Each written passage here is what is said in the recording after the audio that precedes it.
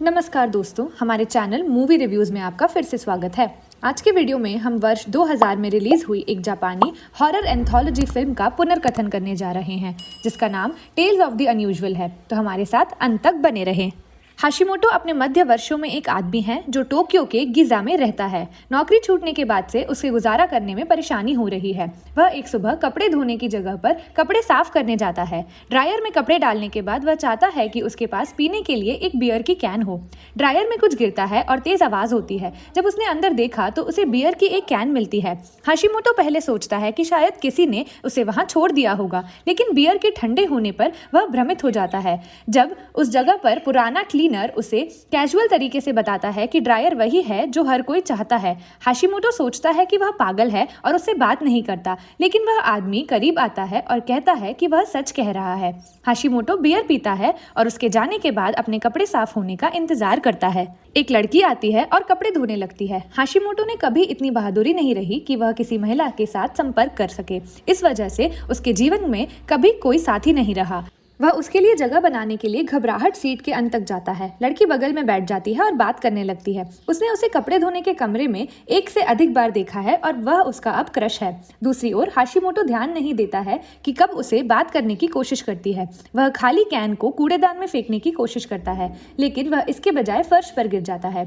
कोंडो जब उसे लेने के लिए उठता है तो रोने लगता है। जब वह कहती है कि उसे 40 कंपनियों के साथ साक्षात्कार किया, लेकिन उनमें से किसी ने भी नहीं चुना, तो हाशिमोटो असहज महसूस करता है और उससे पूछता है कि क्या गलत है। वह उसे बेहतर महसूस कराने के लिए बताता है कि उसे भी नौकरी से निकाल दिया गया है। वह सोचता है कि यह आश्चर्यजनक है कि कई अलग अलग कंपनियों के साथ साक्षात्कार करने में सक्षम थी। इसका मतलब है कि उससे मिलने वाले अन्य उम्मीदवारों की तुलना में उसके पास साक्षात्कार का अधिक अनुभव है। बात करने के बाद लड़की अपनी स्थिति को अलग तरह से देखने लगती है। वह उसके प्रति दयालु होने के लिए धन्यवाद देती है, भले ही वह पहले कभी नहीं मिले। उसके बाद वह अपने कपड़े बाहर निकालता है और उसे अलविदा कहता है। जैसे ही वह चला जाता है, लड़की कहती है कि उसका नाम कोंडो है।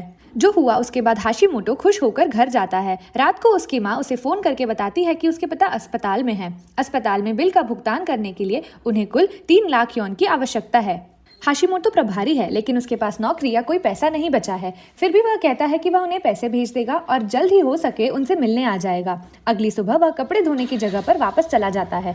वह लगभग निश्चित है कि बूढ़ा कल से झूठ बोल रहा था, लेकिन वह अभी भी सिद्धांत का परीक्षण करना चाहता है। वह कपड़े को ड्रायर के सामने रखता है और 3 लाख येन मांगता है। कुछ सेकंड के बाद उसे पता चलता है कि विचार खराब है। वह जाने के लिए तैयार हो रहा है कि अचानक ड्रायर में से पैसों का एक बंडल दिखाई देता है। हाशिमोटो इसे बाहर निकालता है, फिर भी यह विश्वास करने में असमर्थ है कि वह वास्तव में काम करता है। उसने जितना पैसा मांगा वह बंडल में है। जैसे ही वह इसके साथ दूर जाने की कोशिश करता है, वह देखता है कि क्लियर बिल से गायब हो गया है। बूढ़ा उसे सावधान रहने के लिए कहता है, क्योंकि ड्रायर से मिलने वाली चीजें एक दिन में गायब हो जाती हैं। हाशिमोटो उसे धन्यवाद कहता है और दरवाजे से बाहर भाग जाता है। वह फिर से कोंडो से मिलता है। वह उसे बताती है कि उसके जीवन में पहली बार उसे दूसरे साक्षात्कार के लिए वापस बुलाया गया है। हाशिमोटो उसे बताता है कि वह उसके लिए कितना खुश है और उसकी माँ उसे फिर से बुलाती है। कोंडो उसे बात करते हुए सुनती है और सीखती है कि उसके पिता बीमार हैं। कुछ देर बात करने के बाद हाशिमोटो पैसे के जाने से पहले जल्दी से भेजने के लिए निकल जाता है। उसके बाद वह वापस उस स्थान पर चला जाता है जहां वह अपनी धुलाई करता है। वह अपनी सभी समस्याओं के उत्तर खोजने के लिए इसका उपयोग करने की योजना बना रहा है। इसलिए इस बार वह एक अच्छा सूट मांगता है जिसे वह नौकरी के लिए साक्षात्कार के लिए पहनकर जा सके। वह पूरा दिन अलग अलग नौकरियों के लिए इंटरव्यू में बिताता है, लेकिन जब वह घर वापस आता है तो उसे कंपनियों के पत्र मिलते हैं जिसमें कहते हैं कि उनमें से किसी ने भी उसे नहीं चुना है। सूट की उसकी आंखों से ठीक सामने चला जाता है। हाशिमोटो को असफलता के बाद पता चलता है कि उसे नौकरी की जरूरत नहीं है, क्योंकि उसके पास पैसे का एक ऐसा स्रोत है जो कभी भी खत्म नहीं होगा। इसके बजाय उसे अपना जीवन पूरी तरह से जीना चाहिए। इसलिए अगली सुबह वह सुनिश्चित करता है कि कोई भी आसपास ना हो और एक सुंदर लड़की की कामना करता है जो खुद के बारे में सुनिश्चित हो। उनका यह भी कहना है कि लड़की इतनी खूबसूरत हो कि हर कोई उसके जैसा बनना चाहता है। इनमें से एक लड़की ड्रायर से बाहर आती है और हाशिमोटो से इतनी खूबसूरत है यह देखकर दंग रह जाता है।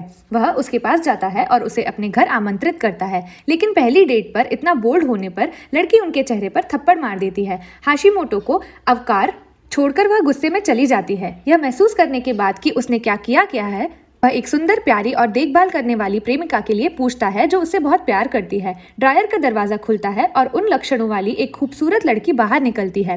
लड़की उसके साथ डेट पर जाने के लिए राजी हो जाती है, जिससे वह बहुत खुश है। वह उसे खरीदारी करने के लिए ले जाता है और ड्रायर के पैसे से उसे वह सब कुछ खरीदता है जो वह चाहती है। यह पता चलता है कि ड्रायर बनाने वाले लोग नहीं जानते कि वे कहां से आए हैं और सोचते हैं कि वे असली लोग हैं।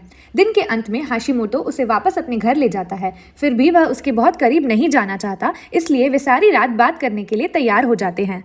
लड़की हाशिमोटो के हाथ की तरफ देखती है और कहती है कि उसकी जिंदगी बहुत छोटी है। टिप्पणी ने उन्हें चौंका दिया, लेकिन उन्हें उससे अनदेखा करने का फैसला किया। सुबह में वह अंत में उसे चूमने की कोशिश करने के लिए हिम्मत जुटाता है, लेकिन वह उसके जाने से पहले ही निकल जाती है। केवल उसके लिए खरीदे गए कपड़े और आभूषण ही बचे हैं। हाशिमोटो लड़की को पसंद करता था, लेकिन अब जब वह जानता ही नहीं, चाहे कितनी गर्लफ्रेंड रख सकता है, उसे परवाह नहीं है कि वे टूट गए हैं। तब से हर सुबह वह एक कपड़े धोने की जगह पर जाता है तो उसे एक अलग व्यक्तित्व के साथ एक नई प्रेमिका मिलती है। ड्रायर के पैसे से वह उन्हें एक महंगी डेट पर ले जाता है और महंगे गहने खरीदता है। अपनी आय ने एक नए स्रोत के साथ वह अपना जीवन पूरी तरह से जी सकता है। एक दिन कोंडो उसे उनमें से एक लड़की के साथ डेट पर जाते हुए देखती है। वह क्रोधित हो जाती है, इसलिए वह जिज्ञासावश एक आभूषण की दुकान पर उनका पीछा करती है। जब वह देखती है कि हाशिमोटो ने लड़की को एक कीमती अंगूठी खरीद कर दी है तो उसे बहुत गुस्सा आता है। उसे भी समझ नहीं आ रहा है कि उसने चंद दिनों में इतना पैसा कैसे कमा लिया। जब हाशिमोटो उस रात कपड़े धोने की जगह पर दूसरी बार जाता है तो वह वहां कोंडो को देखता है। वह उसे उस पैसे के बारे में पूछती है जो वह कहता है कि उसे लॉटरी जीतने से मिला है। उसे यह भी पता चलता है कि वह उस लड़की को डेट कर रहा है जिसे उसने पहले देखा था। कोंडो को लगने लगता है कि लड़की के पैसे के लिए इसका इस्तेमाल कर रही है और उसे बिगाड़ रही है। हाशिमोटो वह आदमी नहीं है जो वह पहले पसंद करती थी। वह उसकी बातों की परवाह नहीं करता और अधिक पैसे लेकर चले जाता है। उसके बाद वह अपनी नई प्रेमिका को एक महंगी डेट पर ले जाता है। वह उसे रेस्टोरेंट और छत पर ले जाता है। इसके अलावा वह उसे एक अंगूठी देता है और कहता है कि वह उससे प्यार करता है। कुछ मिनटों बाद वह केवल अंगूठी छोड़कर चली जाती है। हाशिमोटो पूरे दिन अंगूठी अपने पास रखता है, जैसे वह हमेशा करता है। चूंकि वह अब एक प्यारी लड़की के लिए पूछ रहा है, वह कुछ अलग करने का फैसला करता है और एक मोहक लड़की के लिए पूछता है। इनमें से एक लड़की जब ड्रायर से बाहर आती है तो वह डर जाती है। जैसे ही वे चुंबन करते हैं, कोंडो दिखाई देती है और उन्हें देखता है। वह देखती है कि वह उसे अंगूठियों का एक गुच्छा देता है जिसे वह इकट्ठा कर रहा है। जब उसकी माँ बुलाती है तो वह उसे एक पल के लिए चुप रहने के लिए कहता है। जब वह नहीं करती है तो वह कमरा छोड़ देता है। कोंडो लड़की से बात करती है और जब उसके पास मौका होता है तो वह उससे पूछती है कि उसने बूढ़े हाशिमोटो के साथ क्या किया है। जब लड़की उस पर हंसती है और उसे जाने के लिए कहती है तो कोंडो बहुत गुस्से में आ जाती है और उसकी अंगूठियां लेने की कोशिश करती है। इस बीच हाशिमोटो अपनी माँ से बात करता है और वह उसे बताता है कि उसके पिता की सर्जरी की आवश्यकता हो सकती है। माँ पिता को पैसे की जरूरत से ज्यादा उनसे मिलने की जरूरत है, लेकिन वह अपनी गर्लफ्रेंड की देखभाल करने में बहुत व्यस्त है। कॉल के बाद बूढ़ा हाशिमोटो के पास जाता है और कहता है कि वह उसे ड्रायर के बारे में कुछ महत्वपूर्ण बताना भूल गया। उनका कहना है कि जो व्यक्ति ड्रायर से बाहर आएगा वह भी एक दिन में चला जाएगा। हाशिमोटो उस पर हंसता है और कहता है कि उसे पहले से ही यह पता होना चाहिए था। लड़कियां अभी भी अंगूठियां पाने के लिए अंदर की ओर संघर्ष कर रही हैं। अंत में नई लड़की यह सोचकर चली जाती है कि हाशिमोटो उसे धोखा दे रहा है। वह कोंडो को रात में देखते हुए वापस आता है और उम्मीद करता है कि वह कुछ दिन पहले मिले व्यक्ति से वापस बदल जाएगा। हाशिमोटो को इच्छा के कारण ड्रायर में भेजा जाता है। उसके कपड़े अब वही हैं जो उसने तब पहने थे जब वह कोंडो से पहली बार मिला था। जल्दी उसे पता चलता है कि ड्रायर ने कोंडो की इच्छा पूरी कर दी है, चूंकि वह अभी भी ड्रायर से निकलता है। उसके पास केवल एक दिन बचा है। टीवी पर खबर रहती है कि एक आभूषण की दुकान में हजारों येन का नुकसान हुआ है। फिल्म के अंत में हाशिमोटो जमीन पर गिर जाता है क्योंकि कोंडो ने उसे अपने चेहरे पर एक हैरान नजर से देखता है। तो दोस्तों, आज के लिए बस इतना ही। अगर आपको यह वीडियो पसंद आया है तो इसे लाइक करें और अधिक मूवी रिकैप्स के लिए सब्सक्राइब बटन दबाएं। इसके अलावा अपनी पसंदीदा फिल्म का नाम कमेंट सेक्शन में कमेंट करें जिस पर आप स्पष्टीकरण प्राप्त करना चाहते हैं। देखने के लिए धन्यवाद।